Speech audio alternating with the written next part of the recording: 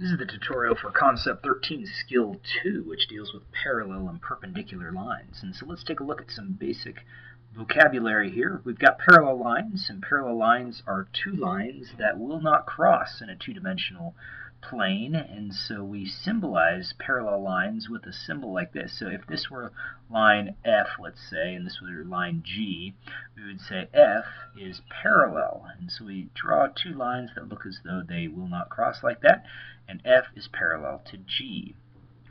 These are intersecting lines. Intersecting lines just cross, and they cross at just one point. So lines can only cross at one point if they intersect at all. Otherwise, they would not be lines. And then we also have perpendicular lines. And so perpendicular lines, if they continue on, again, lines, remember, are opposed to line segments, continue on forever in two directions. So for instance, this line appears to be vertical, and that arrow symbolizes it goes on forever up and forever down, as this line goes forever to the right and forever to the left, again by those arrows. And so since it does that, it breaks this quadrant into four different quadrants. It breaks this plane into four quadrants, in which each quadrant has a 90-degree angle, or is made up of that. And so that's what perpendicular lines do. And there is a symbol for that. So let's say that this is line F and this is line G again. We could say line F is perpendicular. So they use this symbol here, and it's perpendicular to line G. Again, in math, we like to use symbols because they take up less space and less time to write. So we've got some other vocabulary here. So let's remember that the measure of a right angle is 90 degrees. And so that's a key factor there. And so remember, two angles that add to make 90 were complementary, and two angles that add to make 180 degrees, like if this were a straight angle without line or ray CA, would end up being supplementary angles. So for instance, this angle here and angle here would make a straight angle, or supplementary angles add to make 180. So we have in symbols, we have M. M stands for the measure. So if I'm to say the measure of an angle, that M right there means just measure. And so it's the measure of angle, and that's my angle symbol, of ACD. So AC to D. So remember, C is the middle, so that represents the vertex of that angle. And measure of angle ACB, ACB. Those are both 90 degrees. And if angles have the same measure, then we say they are congruent. And so congruent has this symbol here. It's an equal sign with a similar symbol on top. Similar means that we have, again, similar, it has this kind of squiggly line here. Similar means they have the same shape. And so on a congruent symbol, we have the similar plus the equals. So congruent means same shape. So same shape and size. And so that's what this definition here says. The angles that have the same measure, so that's the same size, and also shape represent congruent. So if we have two lines that are parallel and a third intersects them, so here's two parallel lines and a third intersects, what this ends up, we end up breaking it into pairs of congruent angles, and we'll talk about those different types. Well, this line here that intersects the two parallel lines has a name. It's called the transversal.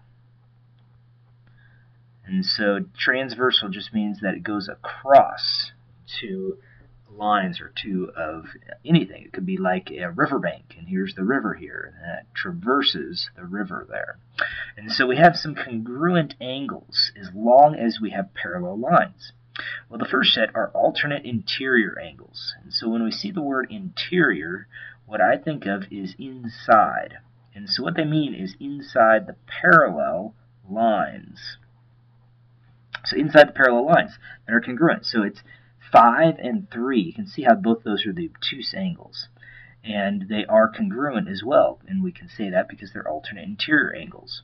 Or angle 4 and angle 6 are also congruent, and they are alternate interior angles. Alternate side of the transversal. So that alternate is the alternate side of transversal. And so, again, kind of the opposite side of that transversal and inside the parallel line. So 5 and 3, 4 and 6. Corresponding means same location. Same location with respect to the transversal. With respect to transversal. So let me show you what I mean by that. And when we're talking about that, we're looking at the transversal here, and you see the 5 and the 1. That's the first one they represent as being corresponding.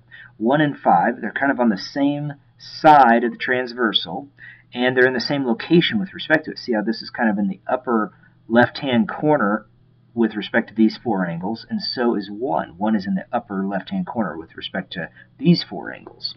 So 2 and 6 are also corresponding angles, 2 and 6, and they're exactly the same. 3 and 7 are corresponding, and 4 and 8 are corresponding. So we have another reason why we have angles that are congruent, and it is vertical angles. Vertical angles share a common vertex. So a common vertex. And so when we look at the vertex, we have that right here. Well, 6 and 7 share a common vertex, but they're not vertical. Vertical are kind of opposite one another. So if you look at like 1 and 3, here's angle 1 and angle 3. Those are exactly the same. They share this common vertex, and they're opposite one another. So we'll say that as well.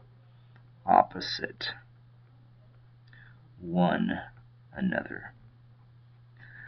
So let's take a look at some other vertical angles. We got 2 and 4, so 2 and 4.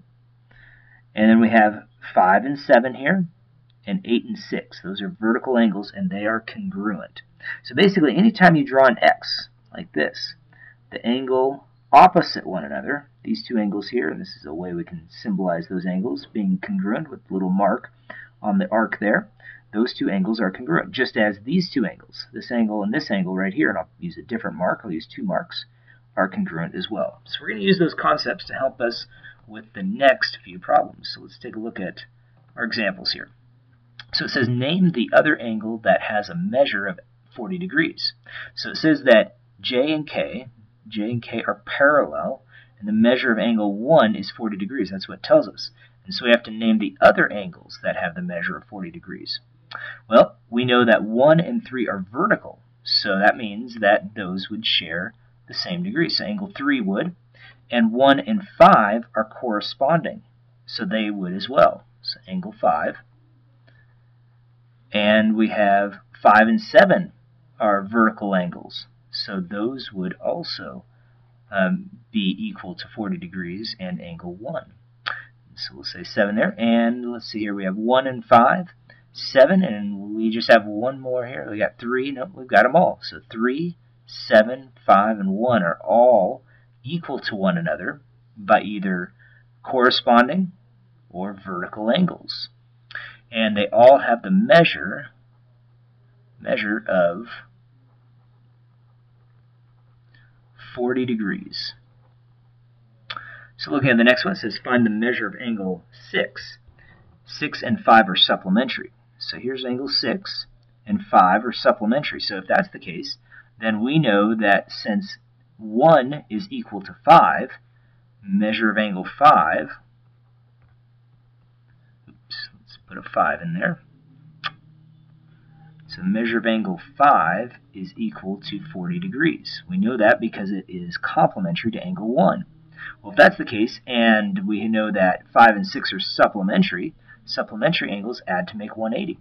So let's just subtract 40 from 180, and that will give us our angle. And so we end up with 140 degrees. It would end up being the measure of angle 6.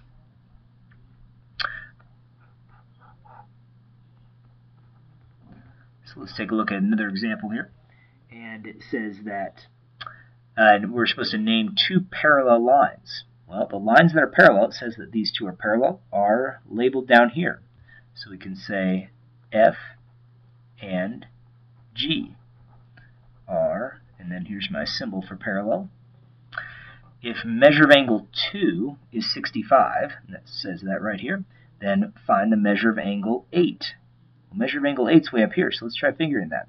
Well, we know that 2 and 4 are congruent, so we can say measure of angle 2 is congruent to the measure of angle 4 by vertical angles.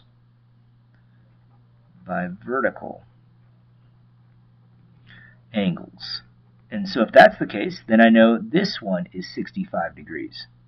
Well, 4 and 8 are congruent. So the measure of angle 4 is congruent to the measure of angle 8. And the reason is by corresponding. So I know they're corresponding angles because they are in the same location with respect to the transversal. They're kind of both in the upper left-hand corner.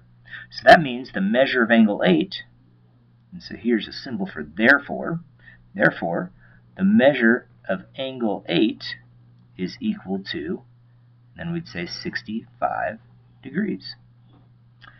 So let's take a look at another one. It says if the measure of angle 2 is 65 degrees, find the measure of angle 7.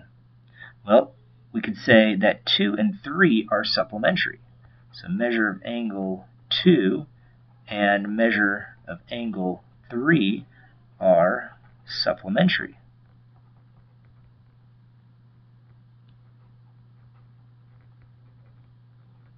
And so if that's the case, we can go ahead and subtract that. 180 minus 65. And that gives me 115 degrees. So that means measure of angle 3 is 115 degrees. So measure of angle 3 and the measure of angle 7 are equal, are congruent, because are congruent by corresponding angles. And so if that's the case, that means that the measure of angle 7 equals 160 or 115 degrees.